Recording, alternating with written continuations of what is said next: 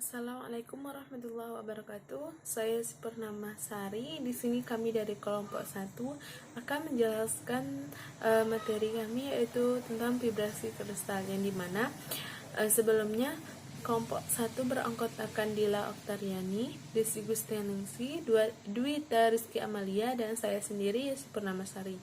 Di sini saya dengan rekan saya Dwita akan menjelaskan materi yang berjudul vibrasi kristal ini. Baiklah, langsung masuk pembahasan. Di sini kami mengambil kasus yang paling sederhana, yaitu kasus yang melibatkan getaran kristal akibat adanya gelombang elastis yang merambat dalam arah. Di sini ada 3 arah, itu 100, 110, dan 111 yang terdapat pada kristal kubik. Dan ketiga arah ini itu terdapat dari tepi kubus, diagonal permukaan, dan tubuh diagonal. Jika sebuah gelombang merambat sepanjang salah satu dari arah-arah ini, maka seluruh bidang atom bergerak dalam fase dengan perpindahan itu baik paralel atau tegak lurus terhadap arah vektor gelombang tersebut. Kita coba menggunakan dengan satu koordinat US perpindahan bidang S dari posisi keseimbangannya. Masalahnya itu ini merupakan dari satu dimensi saja. Dari satu dimensi saja. Lanjut yaitu tentang setiap faktor gelombang. Untuk setiap faktor gelombang bisa kita lambangkan dengan K, itu memiliki 3 modelan getaran. 3 model getaran. Yang pertama itu untuk satu buah longitudinal, yang kedua itu untuk 2 buah transversalnya. Untuk satu buah longitudinal, vibrasi longitudinal merupakan mode vibrasi yang vibrasinya searah dengan arah rambatannya. Dan untuk vibrasi 2 transversal, itu vibrasi transversal merupakan mode vibrasi yang arah vibrasinya tegak lurus arah rambatannya. Di sini terdapat ada simpangan, yang sini panah ini menunjukkan simpangan yang di atas arah ke sumbu Y, sini arah ke sumbu Z. Dia tegak lurus dari arah rambatannya. Selanjutnya yaitu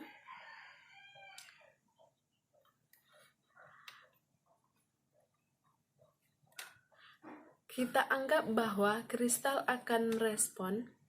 Ini kita asumsikan bahwa respon elastis kristal adalah fungsi linear dari gaya. Hal itu setara dengan asumsi bahwa energi elastis adalah fungsi kuadrat dari perpindahan relatif 2 buah energi 2 titik dalam kristal. Istilah energi itu adalah linear akan lenyap dalam keseimbangan. Kita asumsikan bahwa gaya pada bidang S disebabkan oleh perpindahan dari bidang S plus P yang sebanding dengan perbedaan U itu merupakan simpangan bidang kristal. Perpindahan simpangan bidang kristal ke S plus P dikurang simpangan bidang kristal ke S dari perpindahannya. Yang dipertimbangkan itu hanya interaksi tetangga terdekat, sehingga P sama dengan lebih kurang 1. Gaya total pada S itu berasal dari bidang S kurang lebih dari 1. gelombang elastis secara linear terhadap gaya itu yang tadi saya jelaskan, itu merupakan artinya gaya yang bekerja pada bidang kristal yang ke S adalah sebanding dengan selisih simpangannya. Jadi kita dapatkan Fs itu merupakan gaya yang bekerja pada bidang kristal yang ke S sama dengan C itu merupakan tetapan elastisitas sama dalam kurung simpangan bidang kristal yang ke S plus 1 ditambah dikurang simpangan bidang kristal yang ke S ditambah C itu tadi tetapan elastisitasnya dalam kurung simpangan bidang kristal yang ke S min 1 dikurang simpangan bidang kristal yang ke S-nya. Maka dapatlah disimpulkan dari keterangan itu bahwa Fs sama dengan C dalam kurung simpangan bidang kristal yang ke S1 plus 1 S plus 1 ditambah simpangan bidang kristal yang ke S min 1 dikurang 2 simpangan bidang kristal yang ke S. Selanjutnya, persamaan gerak bidang kristal ke S adalah untuk hukum Newtonnya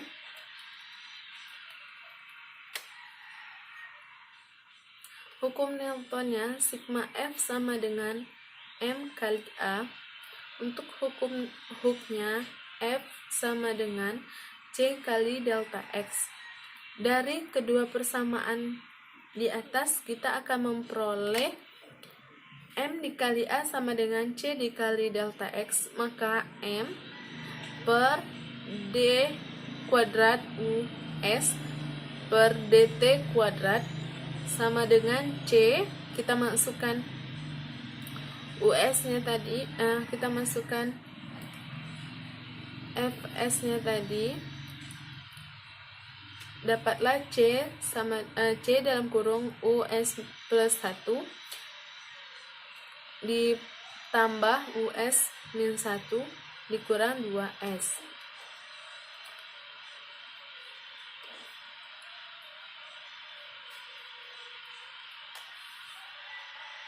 Solusi dari persamaan gerak ini tergantung pada waktu T, dinyatakan oleh US sama dengan E pangkat min I omega T. Karena persamaan 2 tadi itu menurunkan turunan hanya terhadap waktu. Maka didapatlah D kuadrat US per DT kuadrat sama dengan D kuadrat per DT kuadrat. Kita masukkan US-nya, kita anggap tadi E pangkat min I omega T. Kita masukkan sama dengan, maka dapatlah hasilnya sama dengan omega kuadrat E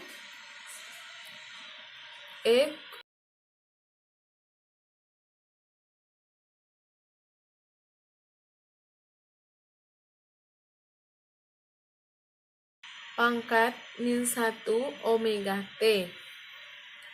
Ini merupakan US-nya.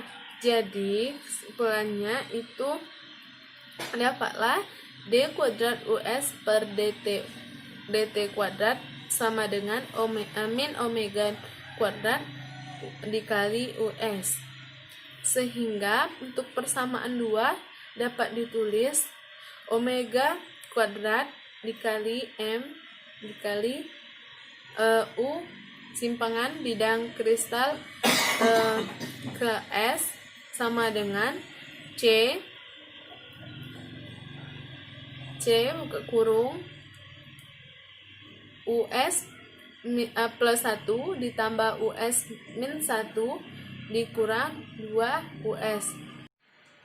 Baiklah, untuk solusinya itu simpangan bidang kristal ke S sama dengan E pangkat min I omega T dapat dituliskan sebagai US sama dengan E pangkat min I omega T itu sebanding dengan E pangkat min I 2V P kali T, maka didapatkan sama dengannya E pangkat min I 2V PT lambda per lambda, dan hasilnya itu US sama dengan E min I KX sama dengan E min Xa.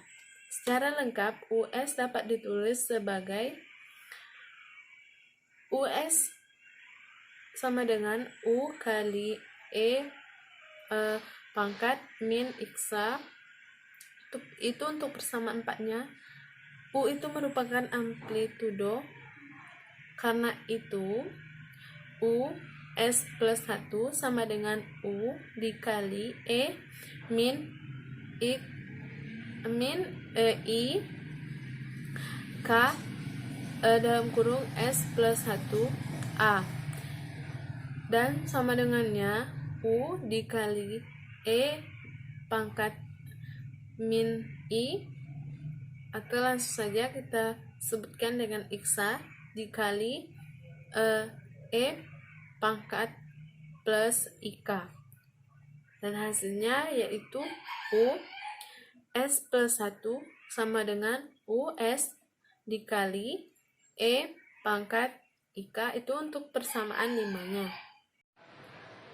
Baiklah, untuk selanjutnya yaitu persamaan 5 sampai 3 didapat min omega kuadrat US kali M sama dengan C dalam kurung US kali E pangkat IK ditambah US dikali E pangkat min IK dikurang 2 US, sehingga didapatkanlah itu adalah min omega kuadrat dikali M sama dengan C dalam kurung E per E pangkat IK ditambah E pangkat min IK dikurang 2. Itu untuk persamaan 6. Karena E pangkat positif I theta, maka sama dengannya itu cos theta ditambah I sin theta, maka E pangkat IK ditambah E pangkat min IK sama dengan 2 cos K. Sehingga untuk persamaan 6 menjadi omega kuadrat dikali M sama dengan min C dalam kurung 2 cos K dikurang 2. Dan omega kuadrat dikurang 2C per M dalam kurung 1 dikurang cos K, sehingga didapatkan untuk persamaan 7 yaitu omega sama dengan dalam kurung 2C per M dalam kurung kecil itu 1 dikurang cos K tutup kurung besar pangkat min setengah. Itu merupakan untuk persamaan ketujuhnya, dengan 1 kurang cos K sama dengan 2 sin kuadrat dalam kurung setengah K. Itu persamaan 7 menjadi omega kuadrat sama dengan 2C per M dikali 2 sin kuadrat dalam kurung setengah K. Untuk persamaan 8-nya, maka didapatkan omega sama dengan 2 akar C per M dalam kurung datar itu sin setengah K. Maka itulah didapatkan untuk persamaan 8. sehingga 2 akar C per M itu sama dengan merupakan amplitudo. Untuk persamaan 8 merupakan persamaan dispersi. Dan persamaan 8 ini menyatakan hubungan antara frekuensi sudut omega terhadap vektor gelombang K kali omega sama dengan Fk. Ini untuk grafiknya, bila dinyatakan dengan grafik, itu ada arah yang disimbolkan dengan Fg, itu merupakan arah ke kiri, ke kanan. Ini grafik itu daerah Brillouin 1. Sehingga didapatkan sin V per 2 sama dengan sin 90 derajat itu hasilnya itu 1. Untuk sin Pi per 2 per 2, maka hasilnya itu sin 45 derajat, hasilnya setengah akar 2. Dan untuk sin Pi per 3 per 2 itu hasilnya sin 30 derajat, nilainya itu setengah. Itulah penjelasan dari saya. Selanjutnya akan dibahas oleh rekan saya, yaitu Dwita Rizky Amalia. Kepadanya kami persilahkan.